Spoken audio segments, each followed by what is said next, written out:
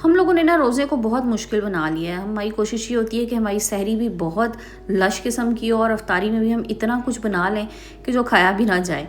तो इसलिए सबसे पहली चीज़ तो ये कि अपने रोज़े को जितना हो सके सिंपल रखें। हाँ, अफ्तारी में एहतमाम ज़रूर करें। अल्लाह ताला सबके घरों में अफ्तारी पे दस्तरखान वसी रखे, लेकिन उसके लिए ख़ुद को आपने थकाना नहीं है, बल्कि काम को इस तरह से मैनेज करना है कि आपको थकावट भी ना हो, आपकी इबादत पे भी असर ना हो और आपके घर में अच्छी अफ्तारी भी बन सके।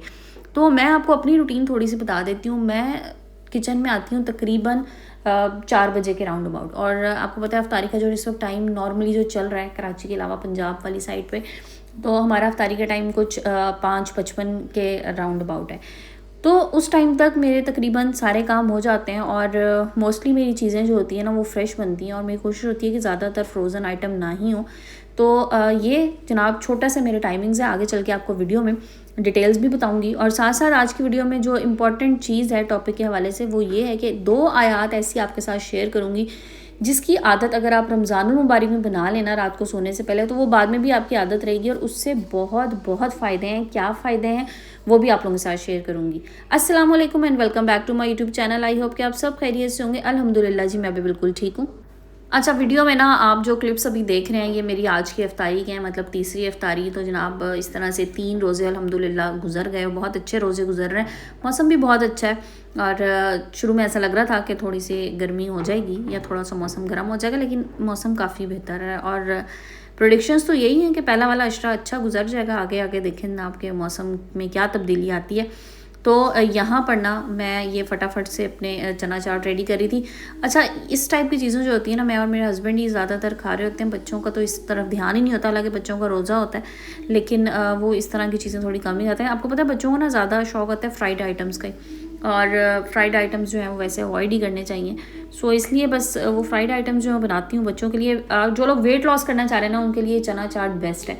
और इसमें आप पुदीना लाजमी ऐड करें, इनको हाजमे के लिए बहुत अच्छा होता है। वैसे भी पुदीने और धनिया की चटनी बना के रख लें और पकौड़ों के साथ भी आप उनको इस्तेमाल कर सकते हैं, रायता बना लें उसका।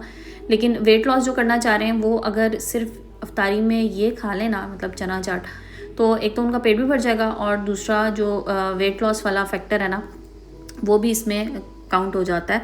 तो मैं आज यही बना रही थी और बस मैंने चने बॉईल किए थे। अच्छा, वैसे ना कोशिश ये करें कि जब आप चना चाट के लिए चने बॉईल करें ना तो उन चनों को सोडा ना लगाएं। मेरे से मिस्टेक यहाँ पे यही हुई थी कि मैंने सोडा लगा लिया था, वो बहुत ज़्यादा नरम हो जाते हैं। और चना चाट में ना मुझे ऐसा लगता है छिलके ना उतरे मुझे चने के, मतलब इतना ज़्यादा ना गल जाए।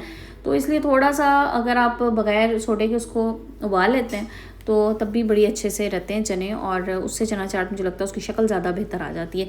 तो बस जनाब यहाँ पर ये भी मैंने रेडी कर ली थी और आप लोगों के साथ ये भी शेयर करूँ, क्योंकि मैंने आपको कहा था ना कि मैं रमज़ान में आप लोगों के साथ जो वीडियोस शेयर करूँगी उसमें मेरी कोशिश ये होगी कि मैं आपके साथ अपनी सहरी अफ्तारी रूटीन भी शेयर करूँ, प्लस जो साथ आपके मैंने शेयर करने हैं वो छोटे छोटे वज़ाइफ और छोटी छोटी दुआएँ। तो जनाब ये सब चीज़ें भी साथ साथ चलती रहेंगी। अच्छा, प्रीवियस मैंने वीडियो जो कल अपलोड की थी उस पर अल्हम्दुलिल्लाह आप लोगों का उस पर भी बहुत अच्छा रिस्पांस है। जो परसों वाली मैंने अपलोड की थी उस पर भी बहुत अच्छा रिस्पांस है। तो सिर्फ रिस्पांस नहीं देना, आप लोगों ने इन पे अमल भी करना है। आप लोगों ने ये तमाम चीज़ें जो है ना वो इम्प्लीमेंट भी करनी है और पढ़ना शुरू कर दें। ये छोटी छोटी सी चीज़ें अपने डेली रूटीन का हिस्सा बना लें। इंशाल्लाह आपको ना खुद रमज़ान में बहुत ब्लेस्ड फील करेंगे आप अपने आप को, और बड़ा सुकून आ जाता है जब आप ये इस तरह के अज़कार छोटे छोटे से करना शुरू हो जाते हैं ना और रूटीन्स आपकी सेट हो जाती हैं, तो फिर यकीन करें इंसान के ना अपने अंदर बड़ा सुकून आता चला जाता है। अच्छा, रमज़ान को ना भरपूर बनाने के लिए ना मैं आज आप लोगों के साथ ना कुछ चीज़ें शेयर करती हूँ। देखिए, कुछ गलतियाँ होती हैं जो हम रमज़ान में भी कर जाते हैं।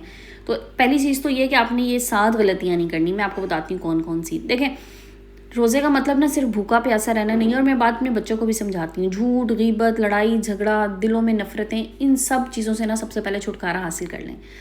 सेकंड, नमाज में सुस्ती ना करें। नमाज पढ़नी है और उसको टाइम पे पढ़ना है, ठीक है। ये नहीं है कि बस ठीक है पहले मैं ये काम कर लूँ, पहले मैं वो काम कर लूँ। देखिए, नमाज आपकी प्रायोरिटी होनी चाहिए, आपके काम प्रायोरिटी नहीं होनी चाहिए। और जब आप अपनी रूटीन सही कर लेंगे ना नमाज़ों की रमज़ान में, देखिए रमज़ान ना आपको बेहतरीन टाइम देता है जिसमें आप खुद की दुरुस्तगी करें हर लिहाज से। तो यहाँ पर अगर आप अपनी नमाज़ों के टाइम सही रख लेंगे ना तो फिर पूरा साल आपकी नमाज़ें बिल्कुल सही टाइम पे जाएंगी, इसलिए नमाज़ों में सुस्ती ना करें। नंबर 3, सहरी छोड़ देना। देखें, सहरी के बगैर तो रोज़ा जो है ना वो उसका शायद मुझे ऐसा लगता है कि उस तरह से सवाब होता ही नहीं, इसलिए सहरी ज़रूर करें, चाहे थोड़ा खा लें लेकिन सहरी ज़रूर करें। अच्छा, ये ना अगर आप बैठ के इस पर गौर करें ना, तो इंटरमिटेंट फास्टिंग जो इस वक्त आपको लोग चीख चीख के कह रहे हैं कि कर लें वेट लॉस करने के लिए, हेल्दी रहने के लिए, तो ये आपके लिए बेसिकली इंटरमिटेंट फास्टिंग ही है। आप सहरी करें, अच्छी हेल्दी सहरी करें, उसके बाद आपकी फास्टिंग चलेगी तकरीबन 12 घंटे की। इस वक्त जो टाइम राउंड अबाउट चल रहा है, मतलब 12 घंटे ही होगा तकरीबन, 11:30-12 घंटे, 11:30-12 घंटे की आप फास्टिंग करेंगे ना, उसके बाद आप इफ्तारी करेंगे, तो ये आपकी सेहत के लिए बहुत बहुत अच्छी होगी। अच्छा, फिर बारी आती है इफ्तार में बहुत ज़्यादा खाना। देखें, इफ्तारी बनाएं, अच्छी इफ्तारी बनाएं, लेकिन इतना ना खाएं कि फिर उसके बाद ना उठना बैठना और चलना फिरना मुश्किल हो जाए। बाज़ लोग ना इफ्तारी में इतना ज़्यादा खा लेते हैं कि उसके बाद उनको लगता है कि अब बस हम मज़ीद कोई काम नहीं कर सकते, इवन फिर उनसे नमाज भी नहीं पढ़ी जाती ईशा की। इसलिए इफ्तारी में इतदाल के साथ खाएँ और मुनासिब खाएँ। अच्छा, अगले पॉइंट की तरफ चलते हैं। अगला पॉइंट ये कि कुरान पाक की तिलावत लाजमी करें। देखें, रोज़े का मतलब हरगिज़ ये नहीं है कि आपने रोज़ा रख लिया, उसके बाद आपने मोबाइल फ़ोन लिया और आप बेड पे लेट गए और आपने सारा दिन सो के और मोबाइल फ़ोन देख देख के गुजार दिया। कुरान पाक की तिलावत लाजमी करें, थोड़ा पढ़ लें, समझ के पढ़ लें, लेकिन लाजमी पढ़ें। और अल्लाह ताला को ना कंसिस्टेंसी बहुत पसंद है, तो इसलिए कंसिस्टेंटली जो इबादत आप करेंगे ना, उसका अजर आपको बहुत ज़्यादा मिलेगा। सो कंसिस्टेंट रहें। फिर बारी आती है गुस्सा कम करने की और बाइखलाक होने की, तो अपने गुस्से पे कंट्रोल कीजिए, अच्छा इखलाक रखें। अच्छा इखलाक रखेंगे ना, तो फिर इंशाल्लाह आपको उसका अजर ज़रूर मिलेगा। और लास्ट पॉइंट ये है कि आखिरी अशरे में बहुत कम बातें करना। हम लोग क्या करते हैं, आखिरी अशरे में ज़्यादातर टाइम ना हमारा फिर बाज़ार में गुजरना शुरू हो जाता है कि हमने ईद की शॉपिंग करनी है, वो एक भाग दौड़ चल रही होती है। हालाँकि वो अशरा बहुत प्यारा इबादतों वाला है, उसमें जितनी इबादत आप कर सकते हैं ना, उसमें अपनी इस्तिताअत की, अपनी हिम्मत के मुताबिक वो ज़रूर कीजिए, क्योंकि उसका बहुत बहुत असर भी है और उसका बहुत अजर भी है। अच्छा जनाब, ये तो होगी 7 गलतियाँ। अब आते हैं हम टॉपिक में एक और पॉइंट की तरफ, जो मैंने आपको कहा था कि 2 आयात आप लोगों को बताऊंगी। तो जनाब, वो 2 खूबसूरत आयात हैं सूरह बकरा की आखिरी 2 आयात, उनको पढ़ने की बहुत बहुत फजीलत है। ठीक है, आपने ये लाजमी रखनी है अपनी रूटीन में शामिल, और रात को सोने से पहले आपने सूरह बकरा की आखिरी 2 आयात पढ़ लीजिए। अब मैं आपको बताती हूँ इससे आपको फ़ायदे क्या होते हैं। हज़रत अब्दुल्ला बिन मसूद रज़ियल्लाहु ताला अन्हु से रिवायत है कि रसूल सल्लल्लाहु अलैहि वसल्लम ने इरशाद फरमाया कि सूरह बकरा की आखिरी 2 आयतें जो शख्स रात को पढ़ ले, तो ये दोनों इसके लिए काफ़ी होंगी। अच्छा, यहाँ पे काफ़ी होने का मतलब क्या है? मतलब यह है कि ये दोनों आयतें हर शर और फितने से इसको दूर रखेंगी, और रात भर और इसको वज़ाइफ और विर्द करने का सवाब मिलेगा। मतलब जिन्नात और इंसान के शर से इंसान जो महफूज रहेगा। ठीक है। अच्छा, एक और हदीस है कि सूरह बकरा की आखिरी 2 आयात जिस घर में पढ़ी जाती है ना, तो 3 दिन शैतान उस घर के करीब नहीं आता। सुभान अल्लाह। तो इसलिए ये लाजमी पढ़ें। देखिए, सूरह बकरा तो मैं इस पर भी ऑलरेडी वीडियोस बना चुकी हूँ। सूरह बकरा अगर आप कंप्लीट पढ़ते हैं डेली बेसिस पे, या उसको आप 3 दिन में डिवाइड कर लें और सूरह बकरा अपने घर में आप ऊंची आवाज़ में प्ले करें, तब भी उसका बेतहाशा उसका अजर है, बहुत सवाब है, बहुत से मसाइल हल होते हैं। घरों से नहुसत, बेबरकती, ये चीज़ें ख़त्म होती हैं। कोई भी आपको लगता है कि कोई असरात हैं, कोई बुरे असरात हैं, कोई जिन्नात हैं, इस तरह की चीज़ें वो ख़त्म होती हैं घर से। तो आखिरी 2 आयात जो हैं, ये तो बहुत प्यारी आयात हैं, ये ज़रूर पढ़ने की आदत डालें, छोटी सी, और आपको याद हो जाएंगी। कुछ दिन आपने मोबाइल फ़ोन में क्या करना है, सर्च करना है, आपके सामने आ जाएंगी। आपने स्क्रीनशॉट लेके रख लें। ठीक है, आसान काम, आजकल तो कोई चीज़ मुश्किल है ही नहीं ना। और 2-3 दिन पढ़ेंगे, आपको याद हो जाएंगी। तो लाजमी पढ़ें और अपने बच्चों को सिखाएं। बच्चों पे पढ़ के फूंक दें, रात में अपने घर पे फूंक मार दें।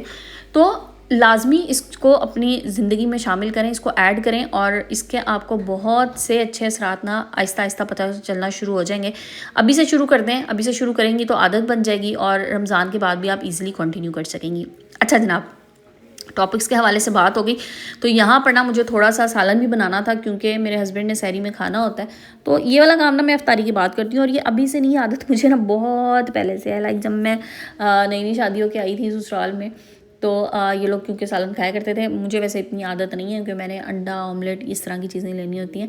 तो मैं यही क्या करती थी उस वक्त भी, जब जॉइंट फैमिली में थी, कि इफ्तारी के बाद ना मैं क्या करना कि जनाब बर्तन धोने, और बर्तन धोने के साथ साथ ना मैंने सहरी के लिए जो भी सालन बनाना होता है वो मैं साथ साथ बना लेती थी।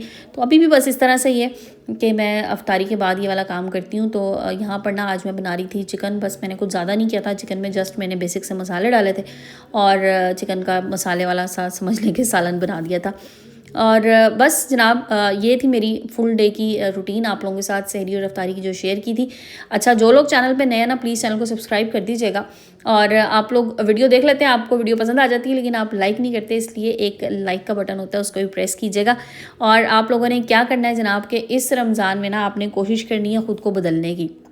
और ख़ुद को बदलने के लिए ना छोटे छोटे स्टेप्स ले लीजिए, छोटी छोटी सी अच्छी आदतें अपना लीजिए। हर इंसान को ना खुद से पता होता है कि मेरे अंदर क्या अच्छाई है, क्या बुराई है, क्या चीज़ मुझे अपने अंदर चेंज करनी है, किस चीज़ को मैं, किस आदत को मैं तब्दील कर लूँगा तो मेरे अंदर बहुत पॉजिटिविटी आएगी। और पॉजिटिविटी लाने के लिए ना अपने अंदर सबसे बेहतरीन चीज़ है अस्तगफिरुल्लाह, कसरत इस्तग़फ़ार कीजिए। आपको अपनी ज़िंदगी की हर चीज़ में पॉजिटिविटी नज़र आएगी। आपको अपने ज़िंदगी के हर उस मोड़ पे जहाँ पे आपको लगता है कि मुश्किल है और मैं इस मुश्किल से कैसे निकलूँगा, वहाँ आपके लिए आसानियाँ आना शुरू हो जाएंगी। सबसे छोटा इस्तग़फ़ार अस्तग़फ़िरुल्लाह अस्तग़फ़िरुल्लाह कम से कम 70 बार कर लीजिए दिन में। ज़्यादा से ज़्यादा की कोई हद नहीं है, जितना आप कर सकते हैं कर लीजिए, जितना पढ़ सकते हैं पढ़ लें। हर नमाज के बाद कम से कम एक तस्बीह पढ़ लें, लेकिन पढ़ें ज़रूर, छोड़ें नहीं। हर नमाज के बाद एक तस्बीह भी कर लेंगे ना तो पूरे दिन में 500 बार तो आप आराम से पढ़ सकते हैं। और सबसे छोटा इस्तग़फ़ार अगर कर रहे हैं तो उसको तो करने में कुछ मिनट ही लगते हैं एक तस्बीह में।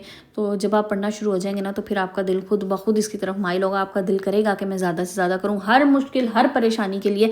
मुझे कल एक सवाल आया था एक मेरी बहन का कि क्या मैं अपनी सिस्टर के लिए पढ़ सकती हूँ, उसके मसाइल हैं जो भी। बिल्कुल आप पढ़ सकती हैं, आप अपने लिए पढ़ें, अपनी सिस्टर के लिए पढ़ें, जिसके लिए आप पढ़ना चाह रहे हैं, जिस नेक मकसद के लिए, उसके लिए अस्तग़फ़िरुल्लाह ज़रूर करें। लेकिन बेहतर यही है कि आपकी बहन खुद अगर पढ़ेंगी तो ज़्यादा जल्दी फ़ायदा होगा, ज़्यादा उनके लिए आसानियाँ होंगी।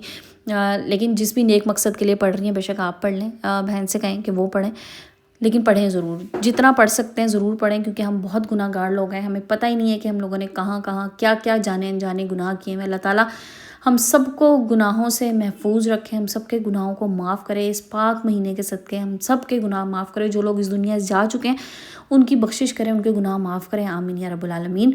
तो जनाब ये थी आज की वीडियो, होपफुली आप लोगों को पसंद आई होगी। और वीडियो पसंद आए तो लाइक एंड शेयर कर दीजिएगा, चैनल पे नए हैं तो प्लीज़ सब्सक्राइब भी कर दीजिएगा। तो चलें जनाब, मैं आज की वीडियो को एंड करती हूँ। इंशाल्लाह कल नए टॉपिक, नए वीडियो के साथ आएंगे। अपना बहुत सा ख्याल रखिएगा, मुझे दुआ में याद रखिएगा। जज़ाकल्लाह, टेक केयर एंड अल्लाह हाफिज़।